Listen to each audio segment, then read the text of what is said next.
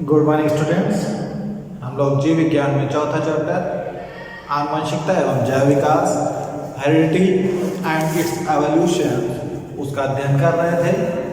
उसके अंतर्गत आज का जो टॉपिक है वो है जैव विकास के सिद्धांत या थ्योरी ऑफ ऑर्गेनिक इवोल्यूशन। जो वैज्ञानिकों ने जैव सिद्धांत प्रस्तुत किया था, किस प्रकार से जीवों की उत्पत्ति हुई है, उस आधार पर आगे चलकर वैज्ञानिकों ने अपने अपने प्रयोग किए उसके संबंध में, और उसके आधार पर उन्होंने अपने सिद्धांत प्रस्तुत किए, जिसमें मुख्य रूप से दो सिद्धांत हैं जैव विकास के। पहला लैमार्क का सिद्धांत या जिसे लैमार्कवाद कहा जाता है, लैमार्कियन थ्योरी या लैमार्किज्म। दूसरा है डार्विन का सिद्धांत या डार्विनिज्म। तो आज सबसे पहले जैव विकास के संबंध में जो पहला सिद्धांत है वो है लैमार्कवाद।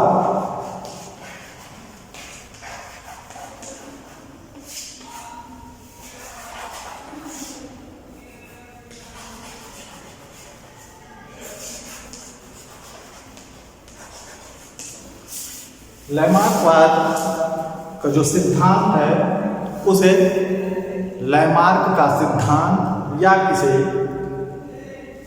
लक्षणों की वंशागति का सिद्धांत भी कहा जाता है। वैज्ञानिक थे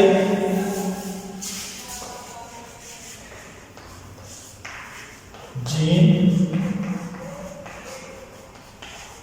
बैप्टिस्ट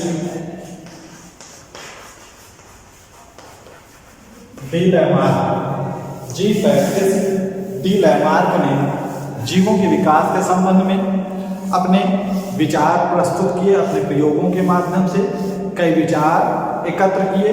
उन विचारों को बैप्टिस्ट डी लैमार्क ने अपनी किताब फिलॉसफी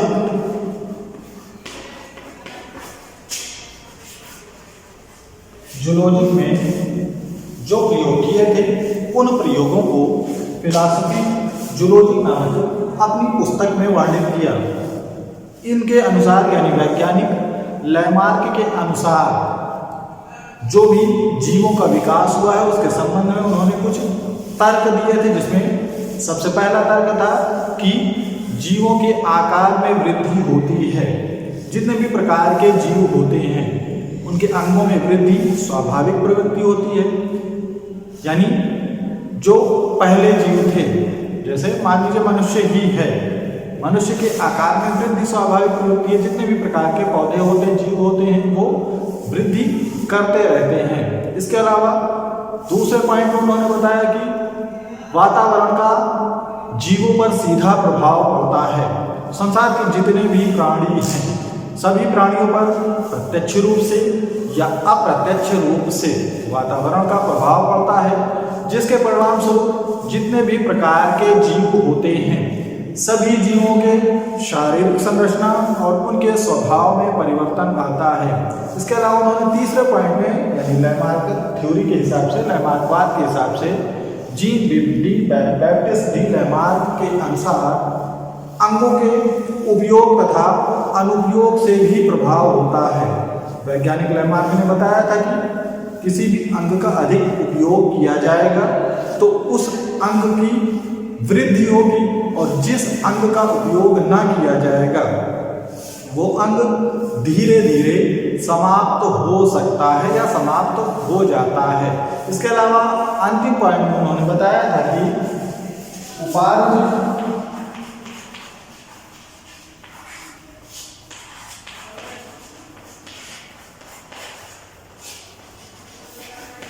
लक्षणों की वंशागति होती है। यानी जो भी लक्षण प्राप्त होते हैं अगली पीढ़ी में, इन सभी के प्रभाव के पश्चात, यानी वो अंगों की वृद्धि हो या फिर वातावरण का प्रभाव हो या अंगों का उपयोग तथा अनुपयोग हो, उसके माध्यम से जो भी उपार्जित लक्षण की वंशागति होती है वो अगली पीढ़ी में पहुंच जाती है। इसका सीधा सीधा मतलब ये होता है कि जितने भी प्रकार के अंग होते हैं अगर उसका उपयोग किया जाए वो विकसित होंगे, और उनका उपयोग अगर ना किया जाए तो अविकसित होंगे यानी समाप्त हो सकते हैं, इन्हीं को कहा जाता है उपाधिक लक्षणों की वंशागति। जीन बैप्टिस्ट डी लैमार्क ने जो लैमार्कवाद प्रस्तुत किया था उसमें उन्होंने कई प्रयोग किए थे, जिसमें सबसे पहला उनका प्रयोग था जिराफ जीव पर या जंतु पर प्रयोग। उन्होंने बताया था कि जो जिराफ के पूर्वज थे वो जिराफ के पूर्वज पहले छोटे कद के होते थे और उनको भोजन के रूप में जंगलों में पाए जाते थे।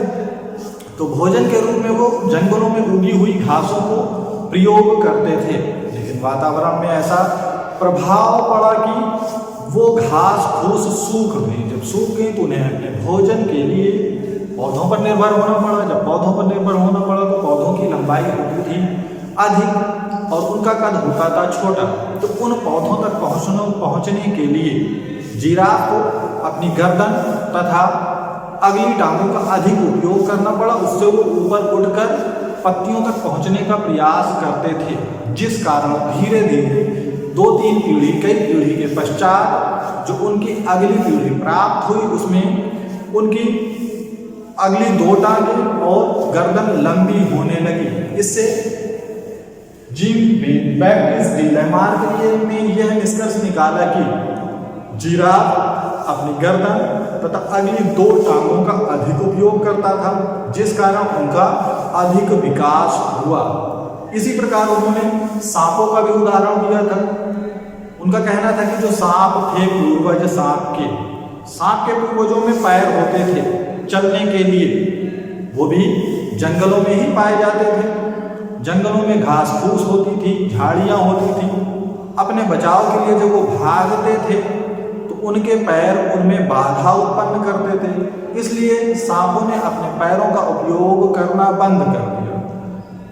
धीरे धीरे जब उन्होंने अपना पैरों का उपयोग करना बंद कर दिया तो धीरे धीरे उनके पैर गायब हो गए, विलुप्त हो गए और जो बिना पैर के सांप हुए और यही आधुनिक सांपों का अस्थायी लक्षण बन गए, यानी बिना पैर वाले सांप प्राप्त हुए। तो इस प्रकार से वैज्ञानिक जीन बैप्टिस्ट डी लैमार्क ने अपने सिद्धांत को, जिसे लैमार्कवाद या लैमार्क का सिद्धांत कहा जाता है, उसमें अनेकों प्रयोगों के माध्यम से जैव विकास के सिद्धांत को प्रस्तुत किया था।